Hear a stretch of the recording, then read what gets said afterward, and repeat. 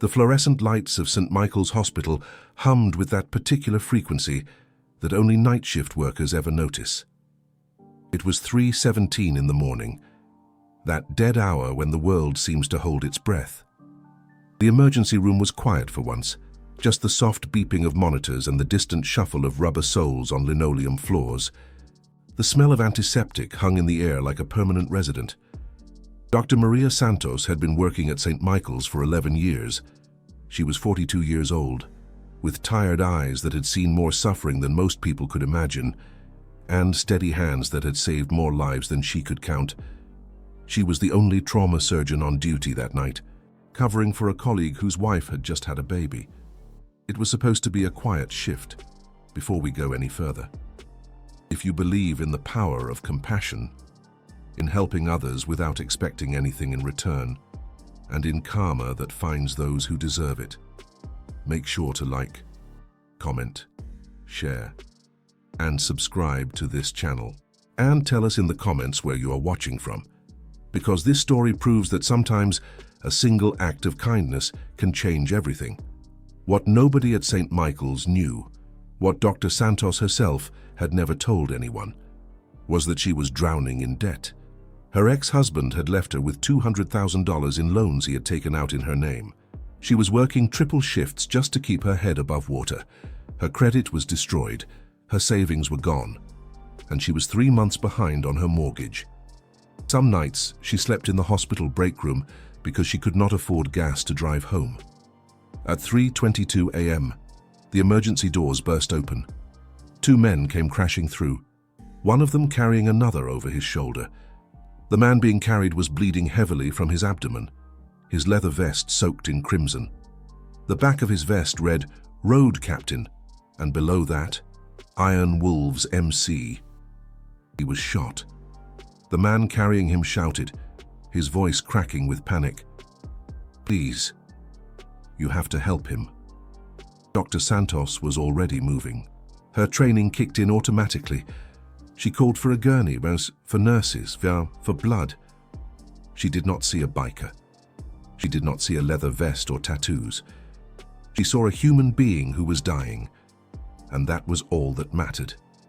The bullet had torn through the man's liver. It was the kind of wound that killed most people before they ever reached a hospital. Dr. Santos worked for 6 hours straight, her hands never trembling, her focus never wavering. She called in every favor she had, brought in specialists who were not even supposed to be there, used equipment the hospital administrator would later question. At 9:47 a.m., against all odds, the man opened his eyes. His name was Daniel Stone, road captain of the Iron Wolves for 15 years. He had been shot during a robbery gone wrong. Not a gang fight, not club business. He had stopped at a convenience store for coffee and walked into the middle of an armed robbery. When he tried to protect the cashier, a 17-year-old girl working her first job, the robber shot him twice. The first thing Daniel saw when he woke up was Dr. Santos, still in her surgical scrubs, dark circles under her eyes, checking his vitals. "You saved my life," he said, his voice barely a whisper. Maria smiled tiredly. "That is my job." But it was not just her job. What Daniel did not know, what he would not find out until much later, was that the surgery had cost the hospital over $90,000. And because Daniel had no insurance, because the Iron Wolves did not exactly offer health benefits, that cost was going to fall on someone. The hospital administrator came to Maria's office 3 days later. "Dr. Santos," he said, his voice cold. "This patient has no insurance, no ability to pay. The surgery you performed used resources we cannot recover. I'm going to have to dock your pay until the costs are covered." Maria did not argue. She knew the rules. She knew she had gone above and beyond what protocol required, but she also knew that if she had not, Daniel Stone would be dead for the next month. Maria's paycheck was garnished. She went from barely surviving to drowning. She started skipping meals. She sold her car and took the bus. She worked extra shifts that she did not get paid for, and she never once regretted saving Daniel's life. Daniel Stone was discharged after 2 weeks, He tried to find out who his surgeon was, tried to thank her properly. But the hospital would only say that Dr. Santos was unavailable.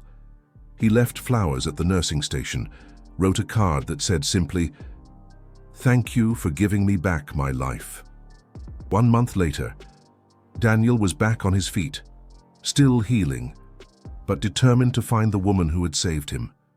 What he discovered made his blood run cold. Through a friend who worked in hospital administration, Daniel learned everything: the garnished wages, the debt she was already carrying, the fact that she was about to lose her house. He learned that Dr. Maria Santos had sacrificed her own financial survival to save a stranger, and had never said a word to anyone. Daniel called an emergency meeting of the Iron Wolves. Our 350 brothers showed up within 24 hours. They came from 6 states. Some of them rode through the night. Some of them took time off work they could not afford. But when a brother calls, you answer. Daniel stood before them, still wearing bandages under his shirt. "This woman saved my life," he said, his voice thick with emotion. "She did not know who I was. She did not care. She just saw someone who needed help, and she helped. And now she is losing everything because of it. That is not right. That is not how the world should work." He paused. "I am asking you, as brothers, to help me make this right." The next morning, Dr. Maria Santos walked out of St. Michael's Hospital after a 16-hour shift. She was exhausted, hungry, and dreading the 2-hour bus ride home to a house she was about to lose.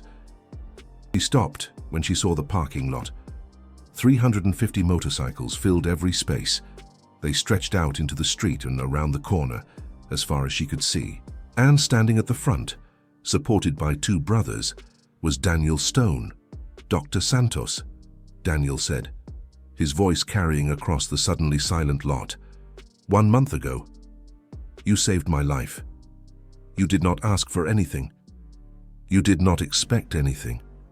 You just did what you knew was right." He paused, his voice cracking. "We found out what it cost you, and that is not something we can let stand." The Iron Wolves came forward one by one, each of them carrying an envelope. Each envelope contained cash, checks, money orders, 350 brothers, each contributing what they could.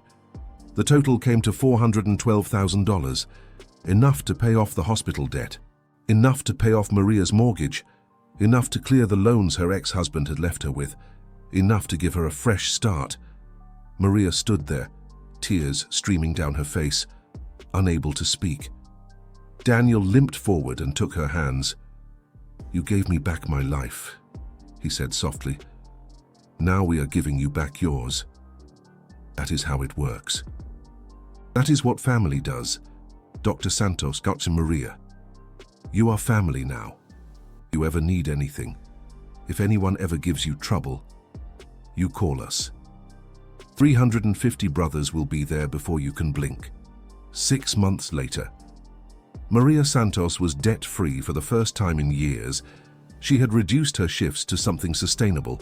She was sleeping in her own bed again, and every Sunday, she had dinner at the Iron Wolves clubhouse where she was greeted as family. What would you do if helping someone meant losing everything? Would you walk away? Would you do the minimum? Or would you give everything you had, like Maria, because it was simply the right thing to do?